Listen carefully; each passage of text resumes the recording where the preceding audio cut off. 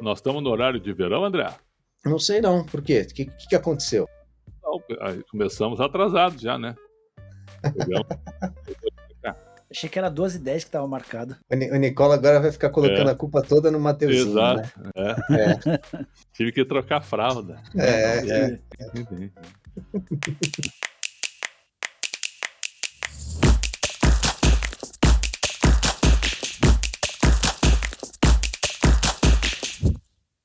Olá, estamos começando mais um Segunda Bola, o podcast de esporte do Yahoo Brasil, especializado em futebol.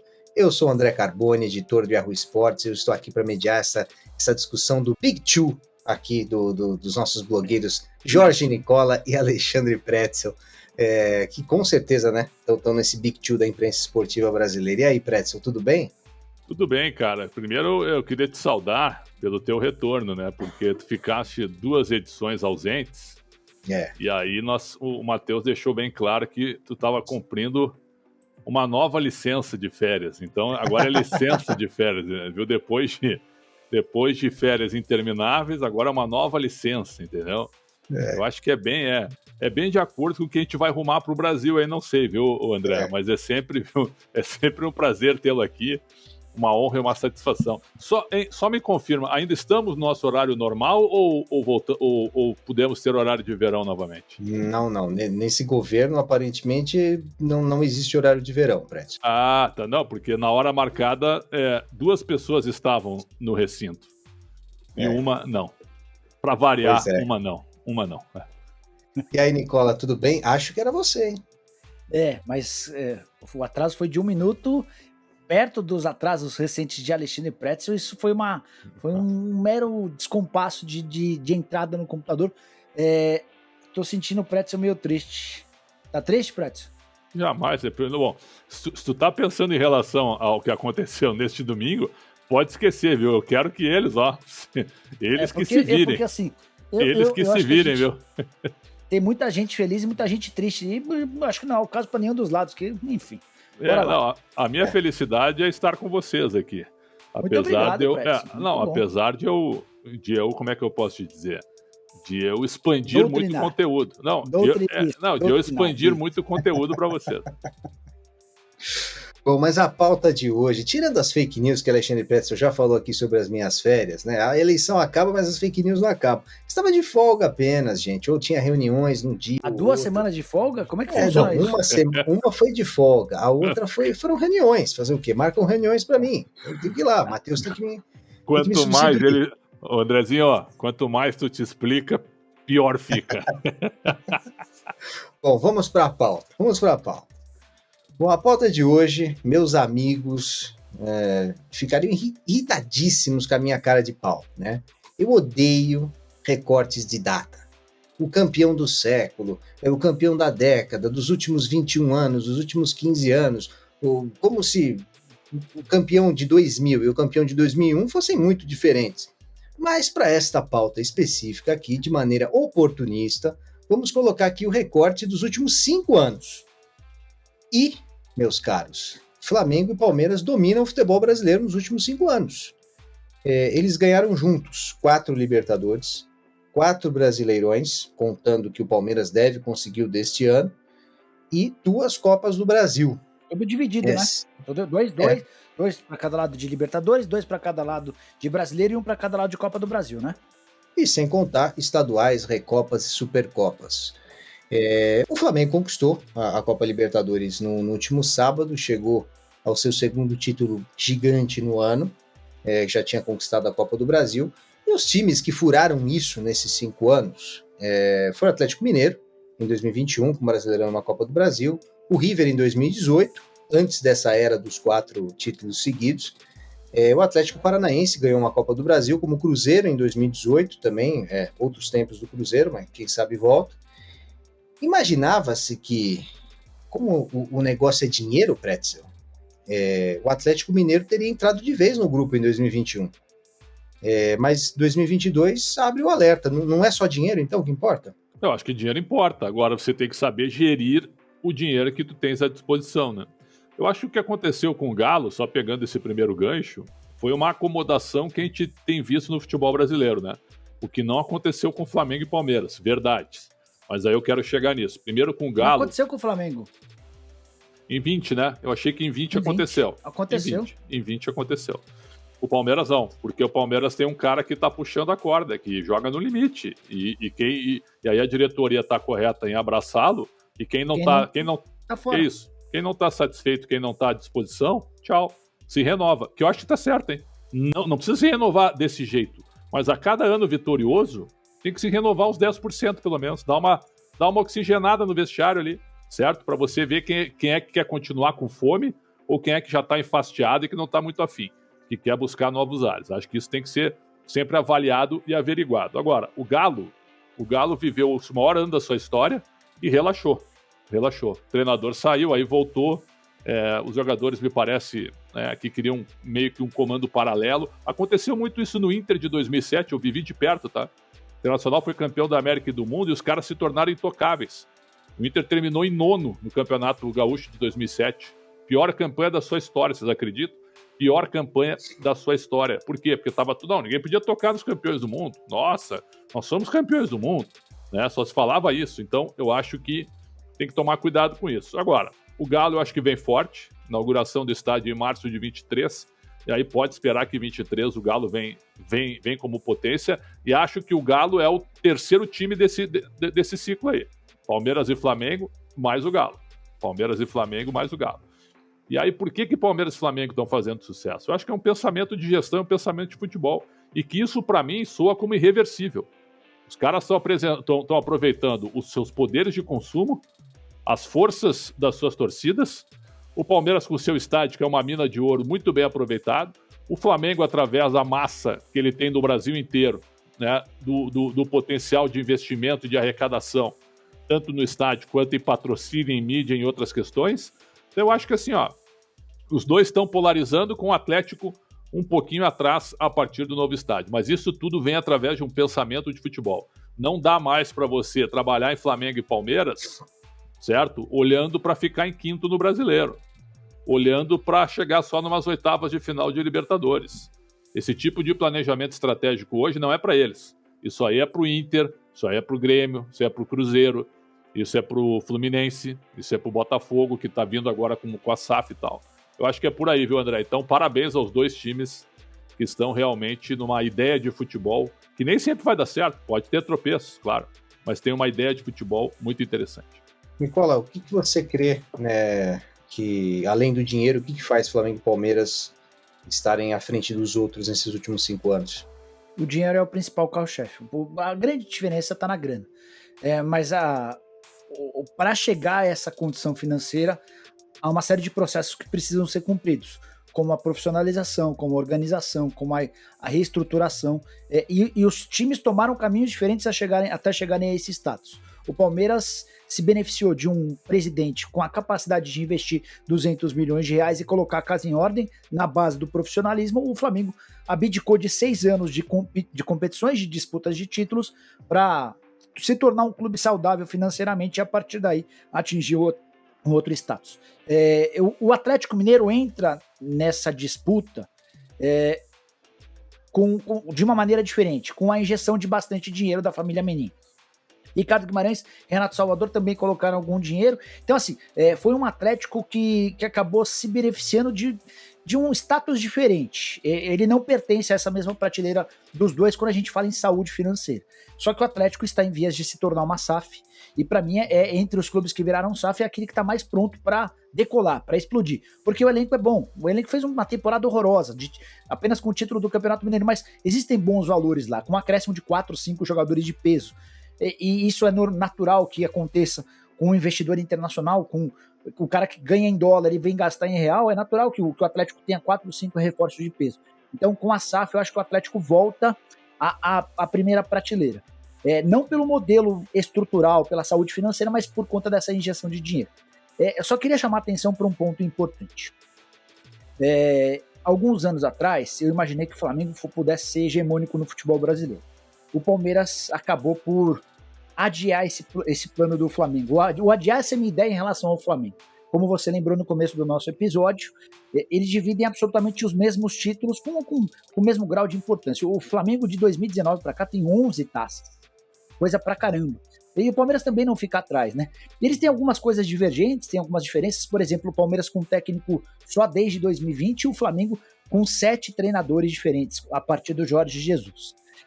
Mas onde é que eu quero chegar a partir desse entendimento? Assim, eu acho que essa hegemonia do Flamengo, que ainda não é uma hegemonia sul-americana, por causa do Palmeiras, ela virá dentro de algum tempo.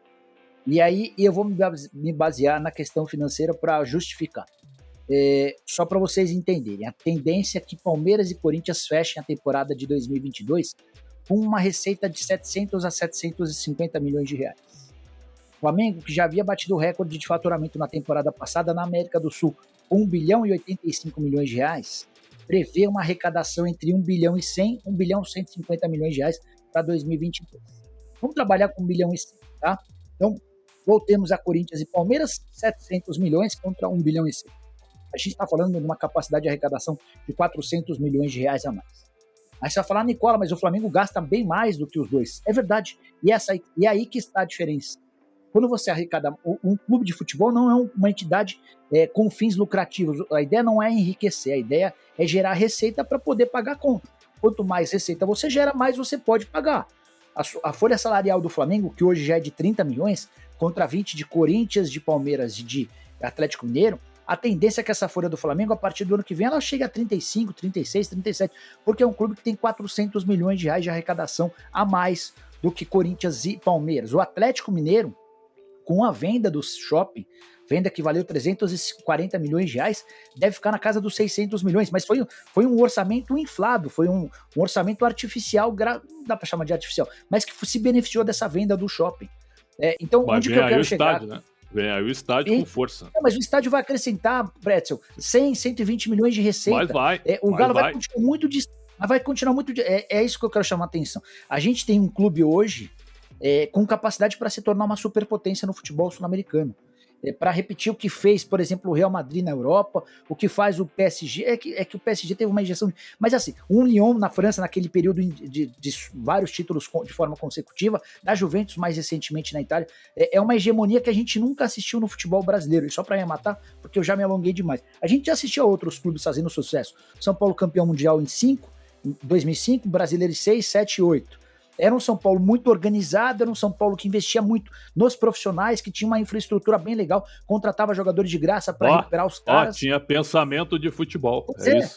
Era um clube vanguardista, né, Pretzel? Mas não era o clube mais rico do país, estava longe de ser o clube mais popular. O Flamengo reúne o clube mais popular do país, 40 milhões de torcedores, uma das melhores categorias de base, são mais de 700 e 800 milhões de reais com vendas de atletas nos últimos anos, é um clube que tem um baita elenco, e que tem uma capacidade de faturamento impressionante.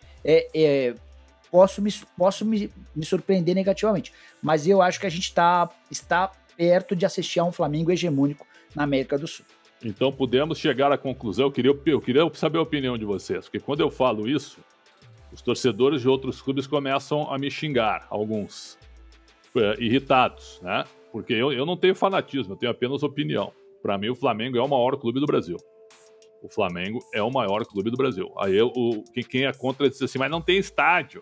Mas o Maracanã é o estádio do Flamengo. O Flamengo, na decisão da Copa do Brasil, ele botou no bolso 7 milhões e 900 de uma renda de 11 milhões. Quer dizer, como assim? O Maracanã é gigantesco. O Maracanã sempre foi a casa do Flamengo. Hoje é a casa do Fluminense também, com o novo consórcio. Então, por favor, como é que não tem estádio? Tem, é que o estádio é caro, a manutenção dele é cara, isso eu concordo. Então, se o Flamengo fizer um estádio para 100 mil pessoas, sinceramente, eu acho que não é nenhum absurdo. O Flamengo, para mim, é o maior clube da América do Sul. Uma coisa que eu estava pensando enquanto vocês estavam falando, Pretzel, primeiro o Pretzel usou a palavra irreversível. Eu entendo que o Pretzel usou essa palavra irreversível por uma questão, pelo menos a curto e médio prazo, né? É muito dinheiro para você conseguir fazer uma gestão tão péssima a ponto de você perder esse domínio, né? Tanto de Flamengo quanto Palmeiras é o que o Pretzel falava. E o Nicola falou da hegemonia do Flamengo lá para frente.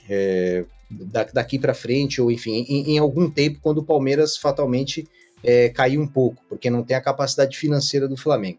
Entendi esses pontos, mas quando a gente fala em hegemonia, a gente tem exemplos da Europa, né? A gente tem o Bayern de Munique no alemão, e a gente teve a Juventus por muito tempo na Itália, a gente tem tem o PSG na França, que é ainda mais abissal a diferença entre o PSG e o resto, mas quando nós olhamos para os orçamentos, por exemplo, que o Nicola falou que o Flamengo hoje gasta 30 milhões, Palmeiras, Galo e Corinthians gastam 20, deve ter alguns clubes que gastam 15, 17, e os menores clubes devem gastar menos de 10, né? Os menores clubes da Série A. O Paranaense foi finalista com 7. Com 7, o Fluminense, exatamente. Vice-semifinalista da Copa do Brasil com 7, e o Grêmio do Pretzel entre 10 e 11 na Série B. 10 milhões na Série B. Então, vocês não acham que 30 para 10, eu não estou nem falando 30 para 20, 30 para 20 dá muito jogo, né? Palmeiras e deu para ver o Corinthians também, e Atlético Mineiro, quando enfrentam o Flamengo, podem vencer o Flamengo. Não é nada impossível, é um jogo pau a pau. O Inter apesar venceu. Do Flamengo ter, exato, apesar do Flamengo ter claramente o melhor time, o melhor elenco. Mas vocês não acham que também essa hegemonia, esse dinheiro a mais que o Flamengo tem por mês aí para gastar com os salários dos jogadores, não é tão a mais assim, a ponto de evitar uma hegemonia? O que você acha, Nicola? Que eu acho que vai aumentar, Carboni. Esse para mim é o ponto. A diferença de 10 hoje, 10 milhões de reais a mais na folha do Flamengo, ela deve ser potencializada. Por exemplo, só duas informações rápidas. O Flamengo não jogou bem nenhuma das finais, nem da Copa do Brasil, nem da Libertadores, vocês vão concordar comigo. Concordo. Só que ele foi campeão e faturou 60 milhões somente com a final da Copa do Brasil e 85 milhões somente com a final da Libertadores. São 145 milhões que você injeta na sua receita e depois pode usufruir da maneira como você quiser. Assim, enquanto tá essa diferença de 10, eu acho que é algo aceitável. Existe competitividade. O Palmeiras consegue ser um rival importante do Flamengo, mesmo com o Flamengo com um ligeiro favoritismo. A questão é, eu acho que isso vai se evidenciar, eu acho que isso vai se amplificar.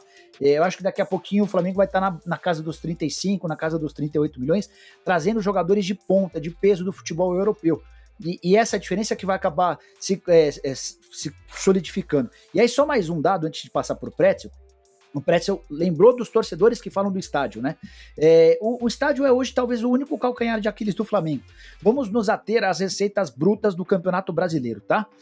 O clube que mais saturou com receita bruta, ou seja, com a venda de ingressos no Campeonato Brasileiro, é o Flamengo. 41 milhões e 400. O Corinthians e o Flamengo estão praticamente empatados. O detalhe é que o Flamengo fez um jogo a menos. Mas ambos com 41 milhões e o Palmeiras com 39 milhões. O Palmeiras também tem um jogo a mais. O Palmeiras e o Corinthians têm o mesmo número de jogos, o Flamengo tem um jogo a menos.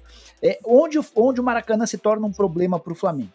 Na receita líquida. Porque ao contrário dos estádios particulares de Palmeiras e Corinthians, onde as taxas são menores, os custos são menores, o Flamengo tem um enorme prejuízo. Então, quando a gente vai para a receita líquida, o Palmeiras é o que mais saturou, 29 milhões, o Corinthians é o segundo que mais saturou, 26, e o Flamengo aparece em terceiro com 18. Então tem uma diferença de 11 milhões de reais a favor do Palmeiras, mesmo arrecadando um pouco menos. Só que aí vamos falar um pouquinho sobre publicidade. O Flamengo, nos 6 primeiros meses desse ano, em apenas 6 meses, o Flamengo faturou 129 milhões de reais. O Corinthians, que hoje já é o segundo que mais arrecada com publicidade, ele ultrapassou o Palmeiras. O contrato do Palmeiras com a Crefisa estacionou em 81 milhões de reais. Esse valor está ficando defasado. O Palmeiras já foi o clube que mais saturou com publicidade. Não é mais assim. Então, 129 milhões para o Flamengo nos 6 primeiros meses, 48 milhões de reais para o Corinthians nos 6 primeiros meses. Esses são números oficiais dos balanços dos mas é clubes. Melhor tu ter 81 milhões garantidos ou tu ter que buscar isso no mercado todo ano? Não, perfeito. Mas eu acho que o Palmeiras merece eu acho que o Palmeiras precisa ter um reajuste com a Leila. Pode ter. Porque quando a Leila chega, ela pagava mais para ter o nome dela falado. Então que ela continue. Mas assim, Pretzel, o que eu quero dizer é o seguinte... E outra, tu tá patrocinando um time que tá ganhando um título importante por ano. Vai ser campeão brasileiro de novo. Mas o que eu quero dizer é o seguinte, Pretzel, em 6 meses, o Flamengo faturou 130, eu vou arredondar. Corinthians e Palmeiras faturaram 50. de 50 para 130 é muita diferença. Se a gente multiplicar por 2, imaginando que isso vai ser reproduzido no segundo semestre, a gente vai para 260 milhões do Flamengo, e é na sua publicidade de camisa, tá, pessoal? Eu tô concordando contigo. Site, com a era digital, e nisso que o Flamengo faz muito dinheiro, contra 100 milhões, 120 milhões dos rivais. Então, assim, é nesse ponto, entendeu, Carbone? Na capacidade de geração de novas receitas, que eu acho que o Flamengo vai acabar se distanciando dos outros, e é a partir daí que eu temo uma supremacia nunca antes vista no futebol brasileiro. O dinheiro, Pretzel, que o Flamengo ganha hoje, essa diferença salarial do Flamengo para o resto já é a maior vista até agora no futebol brasileiro. Você concorda com o Nicola que isso deve aumentar e o Flamengo... E aí sim, você também prevê que o Flamengo continuará com boas gestões a fim de manter essa supremacia e até ampliá-la? O Alexandre Calil, né, André, que foi prefeito de Belo Horizonte, perdeu a eleição aí para o Romeu Zema, ele dizia o seguinte quando ele era presidente do Atlético, isso foi o quê? 10 anos atrás? Quando o Flamengo organizar, esquece. Foi mais ou menos isso que ele falou. Né? E olha, é que eles se atrapalham bastante, né? Eles brigam lá entre eles, politicamente, lá eles estão toda hora brigando no Conselho Deliberativo, só que eles fizeram algo que salvou o Flamengo. O que eles fizeram? Que antes não tinha. Ninguém pode gastar um centavo a mais do que é aprovado no orçamento pelo Conselho Deliberativo do Flamengo. Está no estatuto. Se eles chegarem na abertura de temporada e votarem o seguinte, quanto é que vai ser o orçamento do futebol esse ano? 700 milhões de reais. Ok, não pode gastar 701. Tá lá, sob pena do presidente ser suspenso ou sofrer algum tipo de punição. Isso, para mim, foi a salvação do Flamengo. Vocês lembram do Flamengo, né? A frase do Vampeta, eles fingem que me pagam, eu fingo que jogo, lembra? O mês tinha 90 dias. O Marcos Assunção, eu estou trabalhando com ele agora, eu posso até citar na Rádio Bandeirantes, me disse que quando jogou no Flamengo ficou 9 meses sem receber. 9 meses sem receber no Flamengo na década de 90, final da década de 90. Então, cara, como as coisas se modificam. O Flamengo já era para ser o Manchester United brasileiro. Já era para ser uma potência muitos anos atrás. É que como eles brigaram, como eles jogaram dinheiro fora, como era sempre aquele negócio, né? Uma nação paga, né? O Flamengo carrega, né? Ninguém segura o Flamengo. O Flamengo foi ganhar a terceira Libertadores agora. E é um mérito de uma geração histórica, sem dúvida nenhuma. Mas de 81 a 2019, me ajudem aí, são quantos anos? São 19 mais 19, né? São 38 anos sem ganhar o Libertadores. Um time desse tamanho não dá para ficar assim, né? E ficou. Então é o seguinte, eu acho que se mantiver essa linha de gestão, mesmo que fique brigando lá entre eles politicamente, mas se mantiver uma visão empresarial como está tendo, se tirar um pouco da emoção, pensar sempre na razão, né? Fazer algum tipo de loucura, entre aspas, que eu estou falando, quando for possível. O que é o tipo de loucura? Estou dando um exemplo. Tu vai lá e contrata o Ibrahimovic por 6 meses para tentar ganhar o Mundial. Estou dando um exemplo. Né? Pode. Arrumar um patrocinador? Sim. Sabe? É isso que torna um clube desse tamanho, entendeu?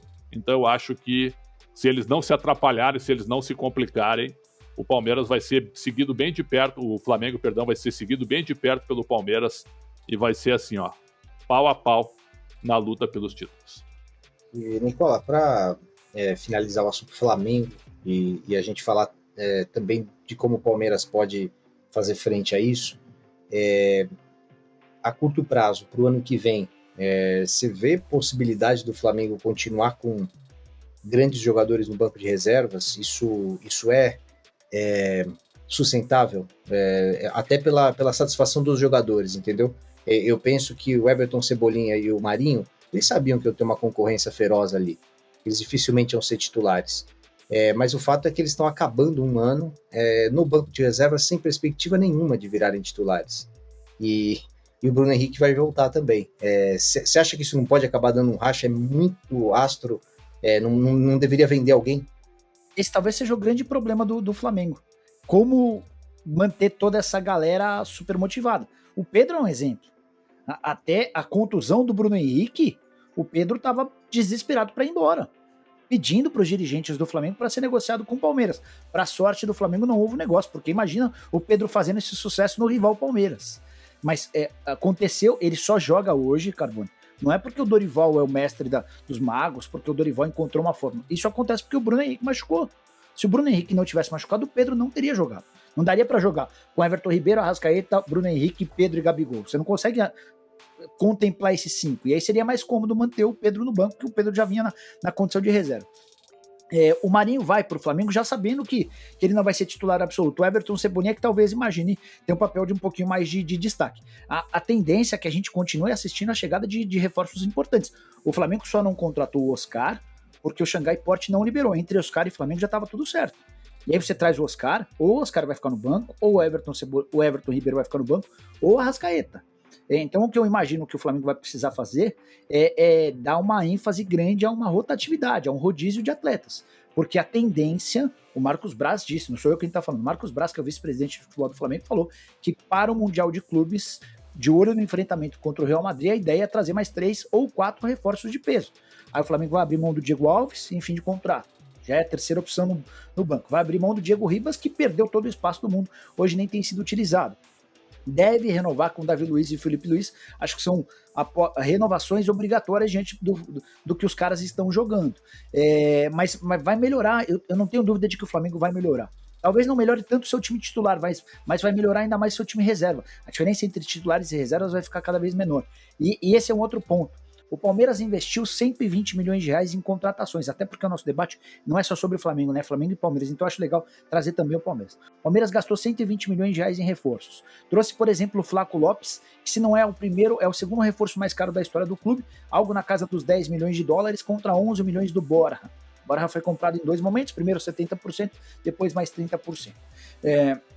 O problema, Carbone, é que os 120 milhões de reais investidos pela Leila Pereira e pelo Anderson Barros para a temporada de 22, na minha avaliação, se tornaram um grande equívoco, porque foram 8 reforços e só um é titular, o Murilo. Ah, Nicola, mas tá bom, mas você melhorou o banco de reserva, você diminuiu a distância entre titulares e reservas. Eu não tenho essa percepção, porque eu não vejo o Navarro como uma boa alternativa no banco, Merentiel e o Flaco Lopes, eu acho que a gente precisa dar um pouquinho mais de tempo para eles, mas são caras que ainda não conseguiram se tornar no banco de reservas alternativas interessantes. O Flaco, inclusive, foi excluído dos 2 últimos jogos do Palmeiras do banco de reservas. O rodízio de estrangeiro sobrou para o Flaco. Você tem o Jailson que acabou se machucando, então acho que não dá para contar. Você tem o Atuesta que, para mim, tá bem abaixo, por exemplo, do Gabriel Menino. Você tem o Tabata que também requer um pouquinho mais de tempo porque acabou de chegar. Mas o que eu quero dizer é o seguinte, você contratou 8, você tem um titular, o Murilo, e dos outros 7... Você sente confiança em qual desses 7 como boas opções do banco, o Carboni? Olha, muito difícil, muito difícil. Se você pensar bem, quando esses jogadores vieram, todos os palmeirenses que eu conheço falaram que são bons reforços, são boas apostas, porque aqueles que eram apostas foi gasto pouco dinheiro. Então, em teoria, o Palmeiras fez boas contratações, mas elas não se mostraram na prática. Realmente não tem nenhuma... se você colocasse o time de 2021 e o time de 2022 não tivesse contratado, ninguém daria na mesma. O time teria o mesmo rendimento. Acho que o elenco do ano passado era um pouquinho melhor. O que pode salvar o Palmeiras são as categorias de base, cara. Porque o Endrick vai ser uma excelente alternativa, daqui a pouco vai ser titular. Porque o Vanderlan vai pedir passagem daqui a pouquinho. Porque tem um menino chamado Luiz Guilherme, que é tratado como um grande craque. O João Paulo, que é o gerente das categorias de base do Palmeiras, o cara que reformulou tudo no Palmeiras, não cansa de me falar que o Messinho, de todos os caras que surgiram no Palmeiras, é o único candidato a melhor do mundo. Então, assim, a salvação do Palmeiras... Que exagero, hein, Nicola? Que exagero.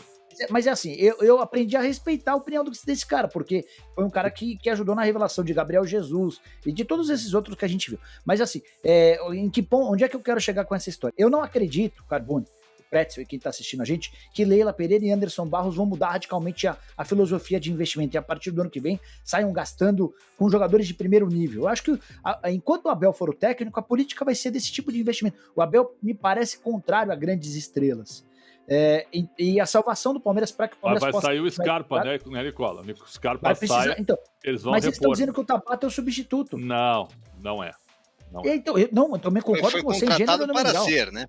Mas é o que eu estou dizendo. Para ser, mas eu acho que eles vão trazer mais um ainda. Não, era importante. Mas não espere por uma estrela, Pretzel. Não espere por um Rames Rodrigues, por um Everton. Um jogador captado.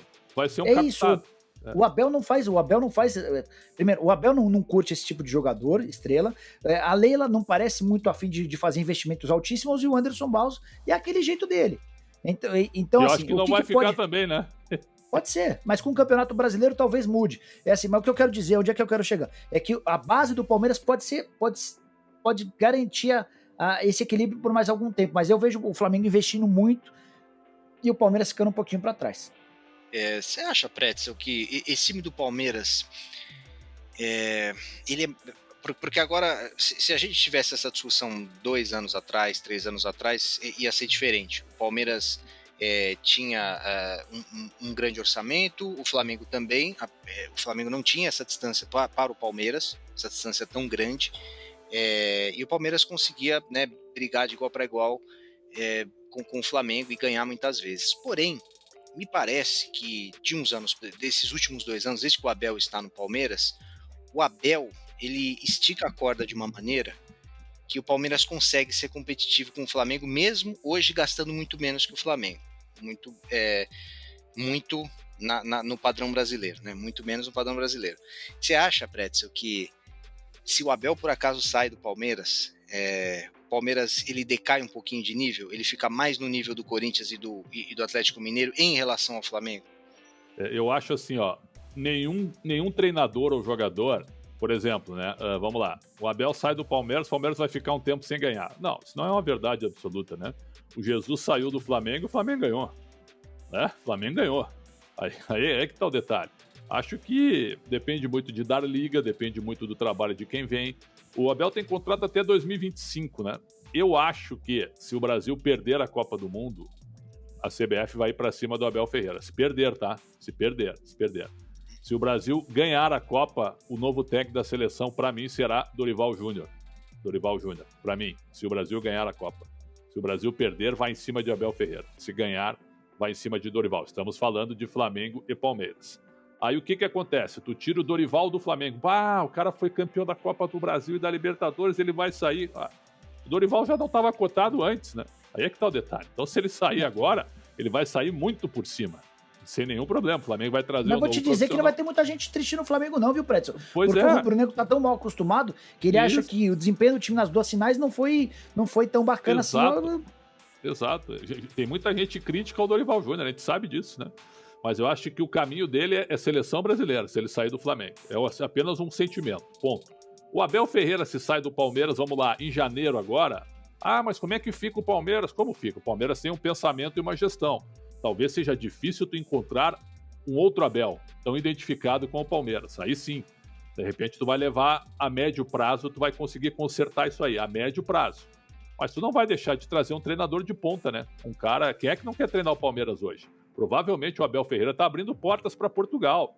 Os caras estão de olho nele. Olha lá o que está fazendo o Abel em qual clube? Na Sociedade Esportiva Palmeiras, baita clube, campeão de tudo, é verdade. Então eu acho o seguinte, acho que a gente não pode ser refém, nós que eu estou dizendo, o futebol brasileiro, né, em si, as gestões, não podem ser refém de treinadores, André. Segue a vida. É claro que qualquer saída é traumática, mas ainda assim tu não pode ficar muito dependente. Por isso que eu sou contra o treinadorismo. Sabe que eu adoro usar esse termo, né? Nas nossas participações aqui nos nossos vídeos. O treinadorismo. O que é o treinadorismo no Brasil? Tem muito dirigente que gosta, ó. É pegar o clube e entregar pro treinador. Isso é que não pode acontecer. Isso não pode acontecer. Palmeiras e Flamengo chegaram num nível de gestão que tem que ser um trabalho em conjunto, ó. O treinador ele tem que ser mais um ali nessa estrutura, na minha opinião, André. Eu acho, eu como membro dessa imprensa que Pretzel acaba de criticar... Tu é um abelista, né? Eu tenho dificuldade em não ser treinadorista, Pretzel. Tenho dificuldade. Tu entrega tudo pro treinador, tu e o Nicola. Vocês são contra os executivos e as gestões, as diretorias. Vocês são contra. Não entrego, mas eu vejo que o Abel ele conseguiu 2 Libertadores e no terceiro ano dele, ele consegue o brasileiro jogando o melhor futebol que ele já fez no Palmeiras. Ele demorou 2 temporadas inteiras, ou seja, começando a terceira temporada, para jogar o melhor futebol dele, o futebol ofensivo que o Palmeiras poderia jogar e que há anos falamos que o Palmeiras tem capacidade de jogar. E aí eu penso que se por acaso o Dorival sair do Flamengo, é uma pena, porque o melhor futebol que o Flamengo pode ter com o Dorival ainda não chegou. O Flamengo ainda pode ser melhor que o Dorival. É uma questão de tempo também.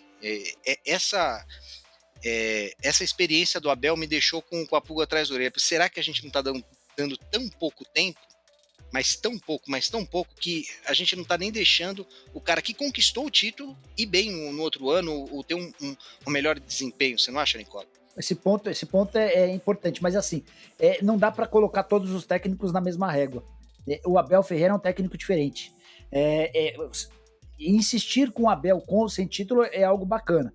Insistir com vários dos técnicos brasileiros super bem falados, só porque você já viu em outros clubes treinadores que se mantiveram no cargo, deram certo, é um equívoco. O problema é assim, o negócio é você ter técnico bom. Eu vou usar o exemplo do Sampaoli. O Sampaoli deixa o Santos sem ser campeão.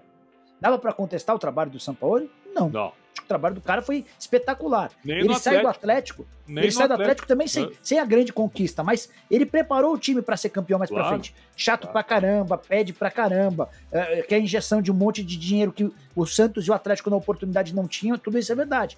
Mas eu acho que há casos e casos, entendeu, Carbone? Não dá para você usar a receita do bolo que serviu pro Palmeiras e pro Abel pra... Por exemplo, o Vitor Pereira. Eu não tenho dúvida que se o Vitor Pereira continuar no Corinthians, ele vai fazer com que o time jogue cada vez melhor. É um técnico com vários predicados. Não precisa fazer rodízio em todo ano, né? Para não tirar a identidade do time. Isso, tem os problemas dele, mas se você insiste com um cara desse, você vai colher frutos. O Vojvoda é mais um cara que o trabalho a médio e longo prazo tende a ser melhor, mas tem vários outros técnicos que tem prazo de validade, são caras que vão resolver o problema num primeiro momento, vão acertar as arestas, vão dar confiança para os jogadores, mas a partir do momento que os jogadores precisarem de respostas, de soluções, de esquema tático, esses caras não vão ter nada para oferecer. Então, concordo com você em gênero, número e grau com o Abel, mas não fica muito fixado com isso na cabeça, não é que todo mundo vai... Por exemplo, tem técnico que se atropela, se arrebenta quando tem 15 dias livres para treinar. Sim. Porque o cara não tem o que oferecer. Não então, consegue. Tem um monte de casos que acontece no Campeonato Brasileiro de Futebol. Agora com 15 dias de intervalo por causa da data FIFA, o time vai voltar. Que nada, o time volta piora. Sem solução. O time piora. Mas o André, então... Alerta que o Nicola está falando uma coisa porque nós sabemos o fim da história. O Abel em 2020 não era possível você falar que ele era diferente. Era muito difícil você era cravar. Uma aposta. Ele foi a quinta opção do Palmeiras, Carbone. Ele foi a quinta. O Palmeiras precisou entrevistá-lo 3 vezes, cara. Sim, mas mesmo depois que ele chegou e que ele foi a trancos e barrancos para a final da Libertadores, ainda tinha gente criticando, inclusive esse aqui que vos fala. Não era tão fácil notar essa qualidade toda no Abel. E eu só estou constatando que depois de uns anos, assim, deu certo, deu muito certo. Pode continuar, Prédio, te interrompi. Não, eu quero dizer que no Carbone FC, né, quem manda é o treinador. Isso me preocupa. Viu? Deveria haver uma divisão de poderes. Só isso. Prédio, é isso que eu acho. Vamos lá. Só isso pro teu Inter. Digamos que aí você ainda seja colorado. Inter, viu? Não me julga por mas ti é um mesmo. exemplo. É um exemplo. É um exemplo. Tu tem Digamos time, o André tem time, o meu time é o Prédio FC. Isso. Digamos que você ainda fosse colorado. É o podcast do Yahoo, esse é o meu time. Digamos que você ainda fosse colorado, algo que você abandonou na infância, na adolescência. Você não é mais colorado. Você é só muito crítico com o Inter, mas faz parte. Você não é mais colorado. Mas digamos que você ainda fosse colorado, tá? E o Mano Menezes anuncia que tá indo pro Japão, e aí o Marcelo Galhardo, que trabalhou muito tempo aí do lado, ele liga pra você, Prédio. Eu acompanho muito o seu Inter, cara, e gostaria muito de trabalhar aí. Só que você sabe qual é a minha condição, né? Eu quero mandar do sub-8 ao até o profissional, eu quero ter a chave do vestiário, eu quero mandar... Você me aceita, você me contrata, você fala não pro Galhardo? Não. Você tá maluco. Tá maluco o quê? Tu vai entregar o clube pro cara? Tu vai entregar? Uma coisa é a maneira... Não, olha o nome que tu usou. Agora tu me ouve também um pouquinho. A maneira como o Galhardo chegou no River Plate. Ele foi um grande jogador da história do River. Ele foi contratado para recuperar o River e para tirar o River da segunda divisão. Foi ou não foi? E ele conseguiu entregar um trabalho espetacular, revelando jogadores, foi bicampeão da América, não ganhou o Argentino, ganhou a Supercopa Argentina, ganhou a Copa Argentina. Não ganhou também, né? Campeonato argentino não ganhou, né? No ano passado? A Liga eu acho que era um outro nome, mas era o Campeonato Argentino, né? Tem certeza? Eu acho que ganhou. Quer ver? Eu vou até pesquisar. Não saiu só sem ganhar o argentino? Pô, confirma aí pra mim então. Mas assim, ó, eu não entregaria o futebol para um treinador mandar em tudo. Não entregaria. São situações diferentes. Tu imagina o Galhardo chegando no Corinthians e querendo mandar em tudo. Não aguenta, não consegue. não consegue do jeito que eles trabalham.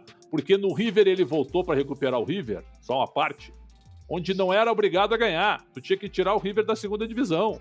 Aqui tu é obrigado a ganhar sempre. Tu imagina querendo fazer um trabalho onde tu quer adotar um estilo de médio prazo. Não funciona aqui. Eu gostaria que funcionasse. Infelizmente, não funciona. Ele ganhou o Campeonato Argentino de 2021, sim. É assim, há casos e casos, Pretzel. Eu não vou dar a chave do vestiário para um técnico comum, para um técnico normal. Mas eles já dão, acima da média, alguns já dão, o problema é esse. Pro Abel Ferreira eu acho justo você entregar a chave.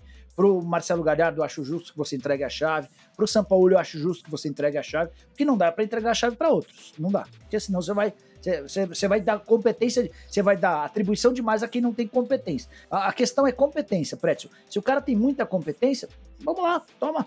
Agora, se o cara não tem tanta competência, você vai restringindo a área de atuação do cara. Eu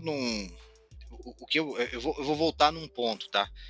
Eu não falei que treinadores têm que continuar mesmo sem títulos e tal, como você até citou o Sampaoli, que era um bom exemplo para isso.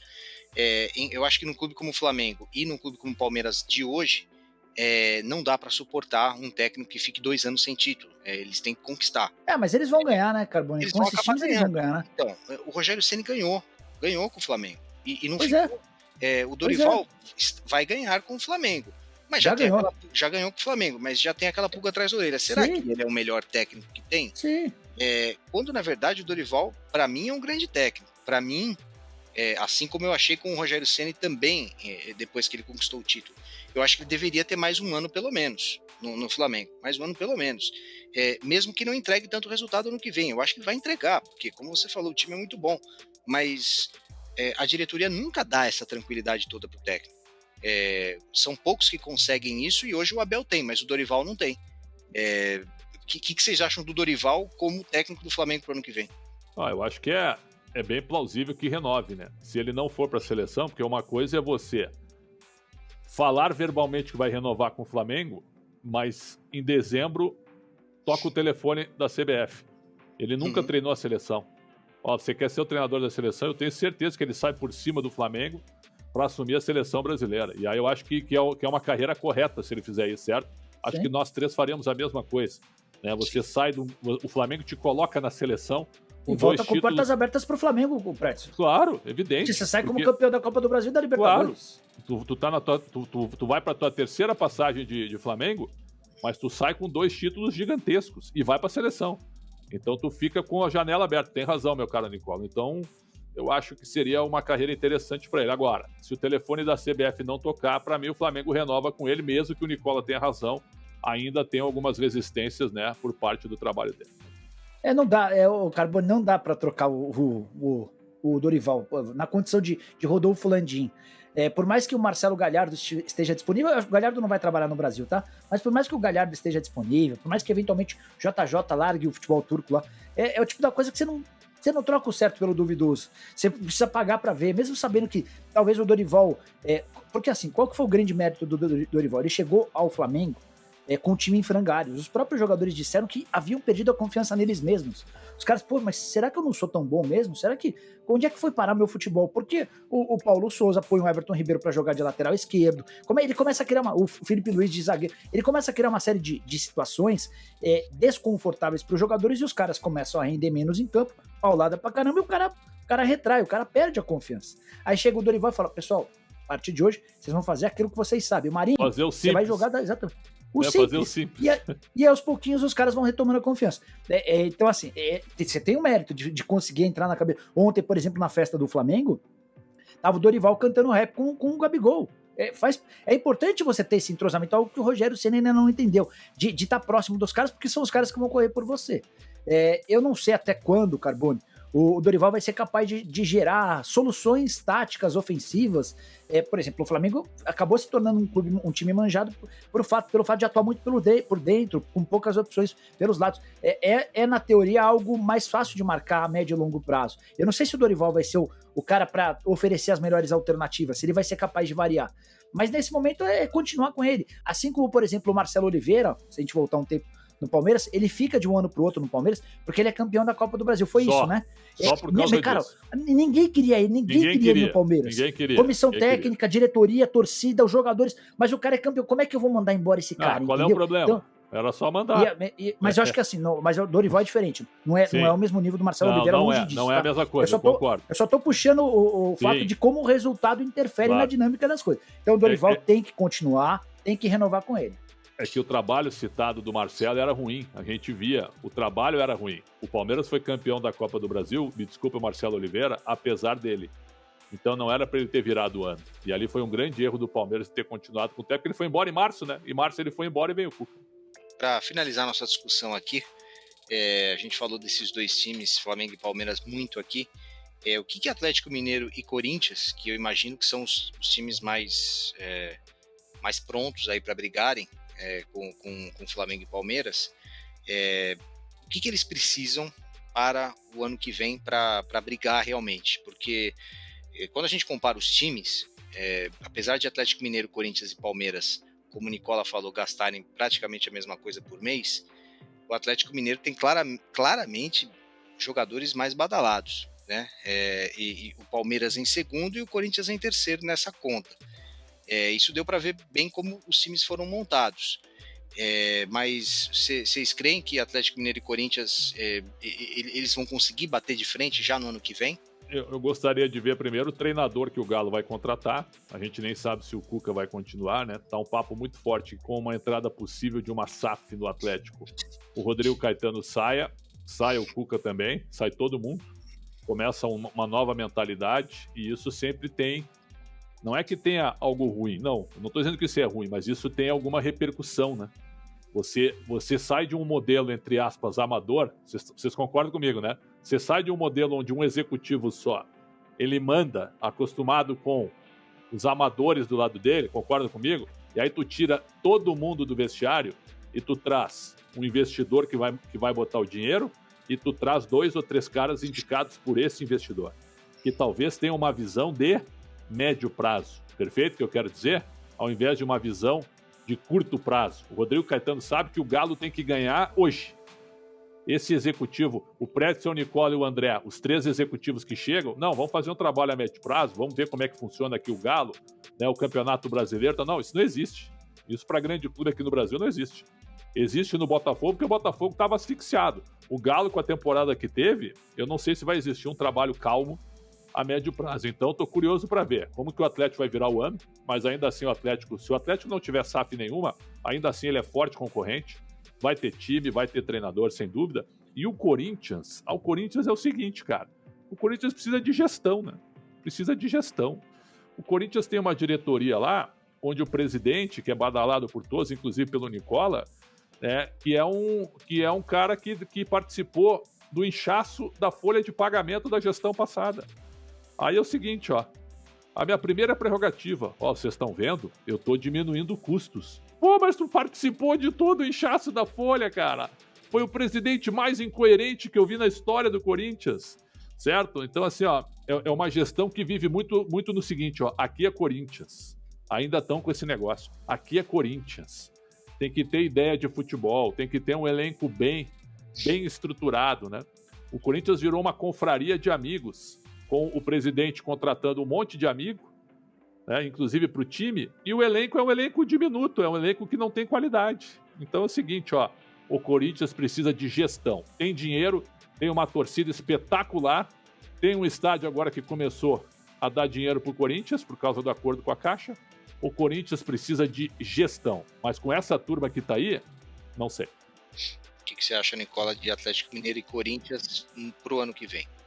Acho que o Atlético Mineiro tem mais chance de incomodar do que o Corinthians. Repito, eu acho que o Atlético tem no potencial da SAF, o maior potencial de SAF entre os clubes de futebol no Brasil a curto prazo. Não dá para prever o que vai ser do Botafogo, do Cruzeiro, com o Textor, com o Ronaldo, daqui a pouco vem o Curitiba, o Atlético Paranaense. Mas por que eu acho que a SAF do Atlético tem é a Bahia primeira e o Vasco que vai responder? Também, né? Se o Vasco Bahia subir, e Vasco, sim, 777. me perdoe a parte, me perdoe, claro, mas Bahia e Vasco na primeira divisão são times fortes. O Pretzel, a gente pode ter no ano que vem, no Campeonato Brasileiro, 9 dos 20 times virando SAF, ou ligados a SAFs. Mas é que assim, o Atlético de todos esses, o Atlético Mineiro, é aquele mais pronto do ponto de vista de time, de elenco, né? Com 4 ou 5 contratações pesadas, você dá um belo upgrade, né? O Atlético que tem conversas avançadas com o Rodinei, com o Paulinho, nada relacionados a SAF, mas você pode ter um enxerto de 3, 4, 5 jogadores e fazer com que o Atlético se torne essa potência esportiva. Financeira, ela depende de uma série de outros pontos. O Corinthians, acho que o sucesso do Corinthians em 2022 esteve muito atrelado ao sucesso do treinador, do Vitor Pereira, que é muito bom técnico. O Corinthians errou demais nas contratações. O Corinthians contratou o Júnior Moraes, que não consegue ficar à disposição em 50% dos jogos. O Corinthians contratou o Robson Bambu, que no momento eu até achei interessante. Cara, o Bambu foi uma negação. O Bambu, ele cansou de ir pra noite, pra balada, enfim. A sorte do Corinthians é que o Vitor Pereira investiu demais nos jovens e colocou os veteranos para escanteio. Você não vai jogar Renato Augusto e Juliano junto. O Roger Guedes vai pegar banco sim, enfim. Mas ele conseguiu colocar as coisas. Tu achou isso correto? Tu achou isso correto? Eu acho que tem que jogar os melhores, Pretzel. Eu também. Quando o Corinthians contrata Paulinho, Juliano, Renato Augusto, o Júnior Moraes, o Jô, ele contratou um monte de veterano e falou, agora põe todo mundo pra jogar. O que o Vitor Pereira fez? Ele foi inteligente, ele pôs uns 3 jogos pra jogar. Todo mundo percebeu, não tem a menor condição. A partir daí ele começou a mesclar os caras. Eu jogo o Renato Augusto, eu jogo o Juliano, enfim. Eu concordo contigo, mas um pequeno à parte. Eu acho que ele tirou muito a identidade do time do Corinthians. Porque se você monta um time, entenda o que eu tô dizendo, um sub-30, tá? Esse sub-30, ainda que todos juntos não funcionem, você não pode abdicar da qualidade da maioria desse sub-30. Entende o que eu quero dizer? Então eu acho que ele aproveitou poucos caras juntos. Mas os caras não iam entregar aquilo que ele precisa. Mas ele aproveitou pouco. Ele não montou um esquema para ele conseguir ter pelo menos 3 desses caras juntos. Entende o que eu estou dizendo? 3 ou 4. Então, sim, assim, Pretzel, quando você contrata o treinador, você precisa entender o que o cara vai te oferecer. Você não vai contratar o Jair Ventura imaginando que você vai ter um time super ofensivo. Claro. Talvez na opção do Vitor Pereira, os caras tenham contratado pelo nome, nem soubesse a fundo da característica do cara. E o VP é um cara que gosta de, por exemplo, marcar pressão, de ter as linhas altas, de roubar a bola na frente. É inviável você com os jogadores principais que o Corinthians contratou e fazer esse tipo de entrega, de disposição física. Enfim, eu acho que o VP acabou salvando o ano do Corinthians. Mas ele não vai ficar, né? Então, esse é o ponto. E aí, como é que você recomeça do zero? Qual vai ser? Quem vai dar soluções? O Alessandro? O Roberto de Andrade? Quem vai ser o... Tu tá concordando comigo. O Corinthians precisa de gestão. Com essa turma no comando, será? Assim, e aí fica tudo muito refém do técnico, né, Preto? Esse é o ponto. Você falou que você não gosta de que dê a chave do vestiário ao técnico. Só que o Roberto de Andrade, o Alessandro, e mesmo o Duílio, que é super elogiado, o Duílio esteve como diretor de futebol durante toda a gestão do Andrés. Então, quando contrata o Jonathan Cafu, quando contrata o Marquinhos Gabriel, tá concordando quando contrata o Giovanni Augusto. Tá concordando comigo, o Duílio assinou todos. Como diretor de futebol, ele contratou todos. Ele inchou a folha. Inchou a folha e depois apareceu como o Salvador. Quando você busca o Roger Guedes, quando você busca o Yuri Alberto, parabéns, bem legais as contratações. Só que o Jonathan Cafu é teu também, não é só a coisa boa, você fica com a coisa boa e a coisa ruim é do ex-presidente. Não acho que é assim que funciona. Então assim, o Corinthians vai depender muito do novo técnico. Se for o Vojvoda, acho uma ótima escolha. Não sei se ele vai ter autonomia, se ele vai ter tamanho para gerenciar a contratação de atletas, como é que funcionaria. Porque o grande problema hoje é você chegar ao Corinthians e não ter respaldo técnico. De um executivo, de um cara que vai discutir. Você pergunta pro Roberto de Andrade, Roberto, quem que é o atacante do Náutico? Ele não vai saber te dizer. Mas tá bom. Então vamos falar do Cruzeiro. Qual que é o principal volante do Cruzeiro? São caras que acompanham um pouco o futebol. E o diretor de futebol, o executivo, esses caras precisam viver do futebol. Esses caras precisam ser alternativos, eles precisam oferecer amparo pro técnico. Olha, você tá precisando de um atacante, vamos buscar isso aqui, enfim. É pelo menos a minha opinião, né? Bom, com isso... Vamos terminando aqui o nosso podcast, já deu tempo, mas eu queria terminar com uma consideração final de cada um, provocativa. Gostando. Imagina se não. Polvo Pretzel e Polvo Nicola. Quero saber se nos próximos 5 anos, 2023, 24, 25, 26 e 27, se Palmeiras e Flamengo vão continuar dividindo esses títulos de Libertadores e Copa do Brasil e Campeonato Brasileiro. O que você acha, Nicola? Sim ou não para isso? Acho que não. Não, o Flamengo vai ganhar mais títulos do que o Palmeiras nos próximos 5 anos, vai ganhar mais títulos do que quaisquer outros clubes brasileiros e também da América do Sul. Considerações finais de Alexandre Pretzel. Eu acho que a década tende a ser mais flamenguista do que palmeirense. Nesse ponto eu vou concordar. Mas acho que o Palmeiras vai ser o grande adversário do Flamengo. Também tem isso. Aí é que está o detalhe.